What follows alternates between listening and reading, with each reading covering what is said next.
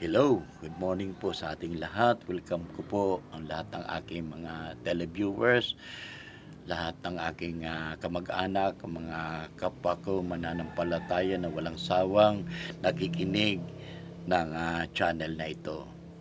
God is good all the time. And God, God is good all the time, and all the time, God is good. Yun lang po ang dapat natin banggitin, na sa umagang ito, napakabuti ng umaga. Napakabuti ng Diyos dahil sa umagang ito, tayo nag-exist pa, lumalakas, tumitibay, na kayang-kayang harapin na naman ang panibagong araw na ito. Kaya this is the day that the Lord has made. Tayo ay magsaya. Rejoice! Ano man ang mga pagsubok na ating pong nararanasan sa ngayon, huwag tayong mawala ng bagay. Bagkus, maging matyaga tayo na idulog natin sa Panginoon sa pamagitan ng pananalangin na may pananampalataya. Dito po sa aking ibabahagi sa inyo sa channel na ito, matatagpuan po natin ang aking ibabahagi sa inyo sa Santiago chapter 5 verse 13 hanggang 18. Dito po sinasabi ng Biblia na dapat daw po tayo maging matyaga. Lalo-lalo na kapag mayroon tayong tiyaga, mayroon tayong nilaga. Kaya sa araw na ito, ang ibabahagi ko po sa inyo, pamamagatan ko ito na buong tiyaga, maging matyaga tayo sa pananalangin. Pag sinabi pong pananalangin, ang panalangin po ay pakikipag-usap po natin sa Panginoon. Na kuminsan, sa buhay po natin, hindi natin kaya, mayroong Diyos na dapat natin lapitan. Sa pamagitan po ng prayer, na doon po natin mailalapit sa Diyos ang ating mga kailangan. Ang Diyos naman po, nakikinig siya at hindi pa po siya tapos sa ating buhay. Kaya ang Diyos, kung ating itatalaga natin o ipagkakatiwala natin sa Panginoon ang ating mga problema, ang Diyos, hindi niya tayo hahayaan na mabigo at hindi niya tayo ipapahiya. Dahil alam kong ang Diyos natin sa lahat ng oras, siya ang ating malalapitan. Kaya sabi nga po dito sa Santiago chapter 5 verse 13, kung tayo man daw po naghihirap, sabi dito, may mga paghihirap ba ang sino man sa inyo? Manalangin siya. Ulitin ko po, may paghihirap ba ang sino man sa inyo? Manalangin siya. Kailangan lagi po tayong mananalangin. Sa pananalangin po, dito tinutugon ng Diyos ang bawat mga pangangailangan natin. Sa pagkikipag-usap natin sa Panginoon, kung wala kang sawang, laging dumudulog sa Panginoon, nakikipag-usap ka sa Panginoon, sasabihin mo, Lord, marami akong bayaran, marami akong hinaharap ng mga matindi, mga pagsubok ngayon. Lord, kailangan ka namin. Kaya sa pamagitan po ng prayer, dito po natin sinasaad ang ating mga pangangailangan na hindi natin kayang tugunin, hindi natin kayang masolve ang ating mga problema. Pero po, mayroong Diyos na sa lahat ng oras, kapag ipinagkatiwala nyo po ang inyong mga problema sa Panginoon, ang Diyos hindi niya tayo ipapahiya. At bibigyan na tayo ng lakas para harapin natin ang mga matinding mga pagsubok na hinaharap natin sa ngayon. Alam ko po na araw po ng paghihirap ngayon, marami po tayong nararanasan mga problema, lalo-lalo na po ang mga ngayong pandemic. Pero huwag kayong mawalan ng pag-asa. Ang lahat na ito sa pamagitan ng pananalangin, may pananampalataya. Kapag ito ay dinulog natin sa Panginoon na mayroon tayong pananampalataya, ang Diyos nalulugod siya doon sa mayroon kang pananampalataya. Pag sinabing pananampalataya, faith without work is dead. Kailangan gumawa rin po tayo.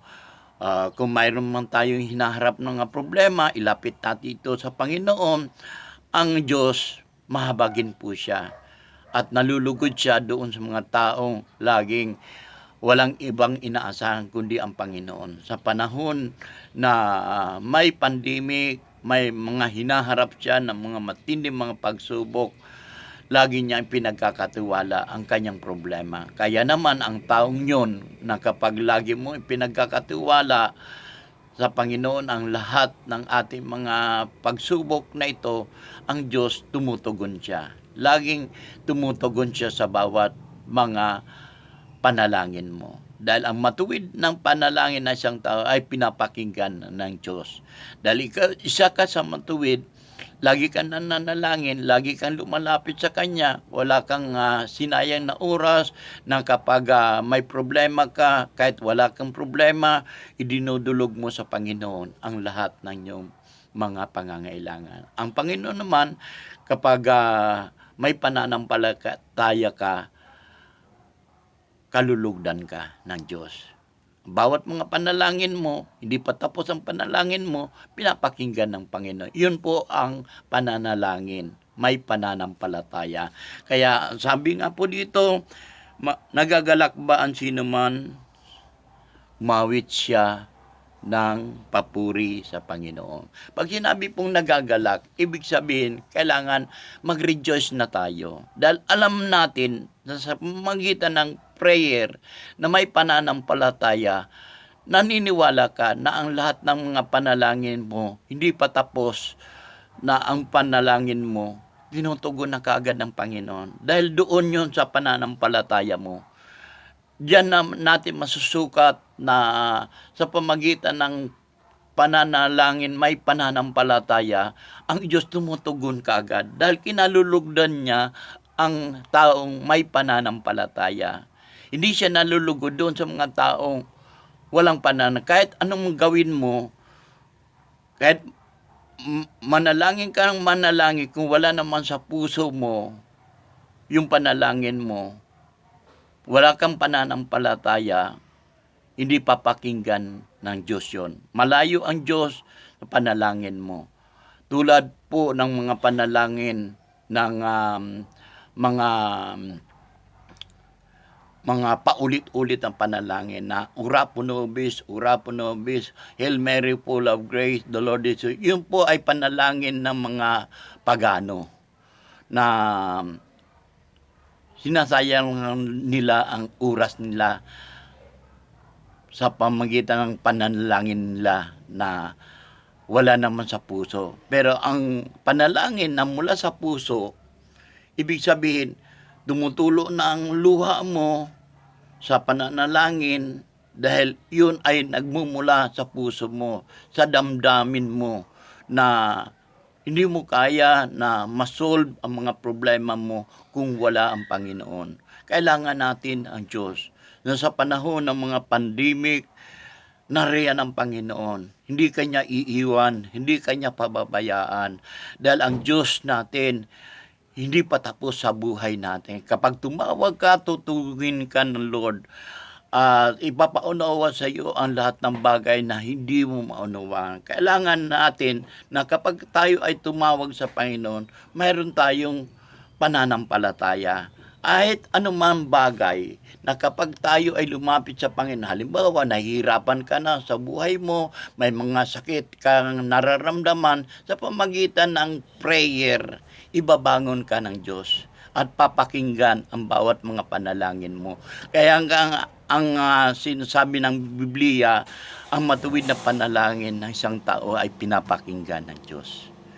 Alam kong hindi pa tapos ang prayer mo dahil nanampalataya ka na sa Panginoon na ang lahat ng yung mga panalangin, prayer request mo ay kayang-kaya ni Lord na tugunin yon. sa pamagitan ng pananalangin may pananampalataya. Ang sabi nga po dito, may sakit ba ang sino man sa inyo, ipatawag ninyo ang matatanda na pinuno ng iglesia upang ipanalangin siya at pahiran ng langis sa pangalan ng Panginoong Hesus.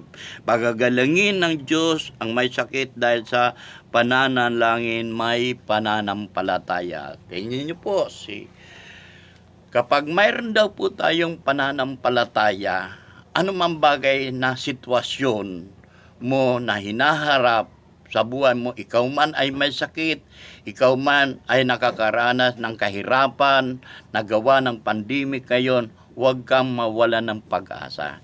Dahil sa Diyos tayo umasa. Dahil alam kong sa pamagitan ng ating pananampalataya, pinapakinggan ng Diyos yun. Na hindi pa tapos ang iyong panalangin, na kapag ikaw lumapit sa Panginoon na may pananampalataya ka, taimtim kang nananalangin sa Kanya, ang lahat ng bagay ipagkakaloob niya. Ano man mga bagay na kahilingan mo, hindi pa tapos ang iyong prayer, pinapakinggan na yon ng Panginoon. Dahil bakit po? Dahil po doon yon sa nagbabase po ang Diyos doon sa pananalangin may pananampalataya. Tingnan niyo po, kapag wala naman po tayong pananampalataya, kahit anong gawin po natin, ano man ang gawin natin kung wala naman tayong pananampalataya, hindi tayo tutugunin ng Diyos. Kumbaga ang Diyos malayo din sa atin. Dahil ang Diyos nakabase po siya doon sa pananalangin mo. Kapag ikaw nananalangin na mula sa puso mo, taimtim ka nananalangin sa Panginoon, Lord, hindi ko kaya na mabuhay na kung wala ka sa aking buhay. Lord, ang lahat na ito, Panginoon, idinudulog ko, buong puso po ako nagtitiwala na mayroong Diyos na sa lahat ng aking mga pagsubok, lahat ng kahirapan na naranasan ko ngayon, ang Diyos, laging tumutugon siya. Sa pamagitan ng habag niya, iginagawad niya ang kagalingan, lalo-lalo na doon sa mga taong hinakahabagan niya. Kaya sa oras na ito, naniniwala ako na kapag tayo nananalangin, lagi tayo nananalangin sa Panginoon, kayang-kaya ni Lord na tugunin ang bawat mga panalangin mo. Sabi nga doon sa anumang bagay na hilingin mo sa pamagitan ng pananalangin, may pananampalataya. Ipagkakaloob ng Diyos ang bawat mga kahilingan mo. Your prayer request is granted. Na hindi pa tapos ang prayer mo, pinapakinggan mo. Remember po, ito po ang kapag mayroon kang prayer of faith, madali ka agad po na tinutugon. Pero pag wala ka naman po na pananampalataya, kahit anong gawin mo, kahit mag-ano ka na doon, dahil wala ka namang pananampalataya, masasayang lang po ang effort mo, ang oras mo. Ang Diyos po ay malayo sa atin. Alam niyo po, pinapakinggan ng Diyos yung prayer na mula sa ating puso, na magdepende tayo sa Panginoon. Kapag magdepende tayo sa Panginoon, wala tayong ibang inaasahan sa mga problema natin, sa buhay natin, ang Diyos, lagi siyang tumutugon. Hindi ka ipapahiya. Tutugunin ang lahat ng mga prayer mo. Kaya sa oras na ito, magsimula ka na. Sa pamagitan ng prayer, may pananampalataya. Papakinggan ng Diyos ang bawat panalangin mo. Dahil, ang sabi po dito, ang panalangin ng matuwid ay pinapakinggan ng Diyos. Dahil matuwid ka sa paningin ng Diyos, ang lahat ng iyong prayer na may pananampalataya, laging tumutugon ang Diyos. God is always be there for you. Na kahit man nanghihina ka na, wala ka ng ibang iniisip, kapag ang problema mo pinagkatiwala mo sa Panginoon, ang Diyos tutugunin ka sa lahat na inyong pangangailangan. Kaya wag po tayo magsawa. Wag tayong magsawa sa pamagitan ng pananalangin. Dahil kapag po tayo magsawa sa pananalangin, mamimiss po natin ang pagpapala ng Diyos. Sa pamagitan po ng prayer, na kapag tayo lumalapit sa Kanya, ariin natin ng lahat ng ating mga pananalangin, na kung mayroon tayong pananampalataya sa pamagitan ng prayer, madali ka agad po na tinutugon. Ang Diyos po, hindi niya sinasayang oras doon sa mga taong laging nananalangin sa Kanya. Kaya nga po, ang sabi po dito ng Biblia, ang matuwid na panalangin ng tao, pinapakinggan niya. Kaya matuwid ka sa paningin ng Diyos, lagi kang nanalangin, lagi kang lumalapit sa Kanya, wala kang sa oras na sinayang, pagising mo sa umaga, maging sa gabi, pagtulog mo, hindi mo nakakaligtaan ng Panginoon. At pagising mo sa umaga, wala kang ibang iniisip, dumudulog ka, nagkakaroon ka ng morning devotion. Naniniwala ko, kapatid, na nakikinig ng channel kong ito. Ang Diyos po, tumutugon siya doon sa pananalangin, may pananampalataya. Kung wala ka naman pong pananampalataya, kahit anong gawin mo sa buhay mo, wala ka naman pananampalataya, hindi ka naman naniniwala na ang Diyos laging tumutugon doon sa mga taong matuwid na laging nananalangin sa Kanya. Kaya sa oras na ito, gusto ko lang pong ibahagi sa iyo bago po ako mag-end sa aking channel na ito. Ang iniiwan ko po sa iyo, maging matyaga po tayo. Kahit anuman ng mga matinding mga pagsubok na ating pong hinaharap ngayon, lagi po tayong manalangin. At huwag po tayo magsawa sa pananalangin. Dahil sa pananalangin po, hindi pa tapos ang inyong mga panalangin. Pinapakinggan na ng Diyos. Dahil inaari ka ng Diyos na matuwid ka, lagi kang nananalangin sa Kanya. Wala kang sinayang na oras. Pagising mo sa umaga, pagi sa pagtulog mo, wala kang ibang iniisip kundi ang Panginoon. Kaya ang sino man umaasa sa Panginoon, makakamit niya ang kanyang inaasahan. Sa pamagitan ng pananalangin, may pananampalataya, ang Diyos tumutugon siya. Kaya God bless to all my televiewers. Huwag po tayong magsawa sa pananalangin. Huwag tayong magsawa sa pagdulog sa Panginoon. Dahil anuman ang mga pagsubok na ating pong nararanasan ngayon, God is always be there for us para tugunin ang ating mga pangangailangan sa buhay. At hindi pa po tapos ang Diyos sa buhay natin. Kailanman po ang Diyos hindi rin po nagsasawa sa atin kung tayo'y laging dumudulog sa Kanya. Kung tayo laging lumalapit sa Kanya, ang Diyos, napakabuti niya doon sa taong lumalapit sa Kanya. God is good all the time. And all the time, God is good. Remember, anuman mga pagsubok na dumarating sa ating buhay, God is always be there for us. Lagi natin panghawakan ang salita ng Diyos na kailanman ang Diyos hindi niya tayo iiwanan ni pabababayaan. Dahil ang Diyos natin, napakabuti.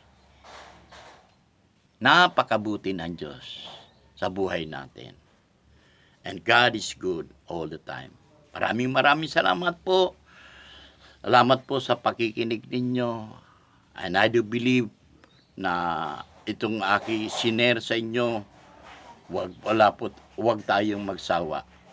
Lagi, maging matyaga tayo na umantay sa Panginoon. Na kahit man po, hindi pa tinutugon ng Diyos ang ating mga panalangin, wag po tayo magsawa sa pananalangin. Dahil naniniwala ko na hindi pa tapos ang iyong mga panalangin ay pinakinggan ka na ng Lord. Amen ba? Pinakinggan ka na, kapatid. Pinakinggan ka na sa lahat ng iyong mga panalangin na may pananampalataya. God bless us all. In Jesus' name. Amen.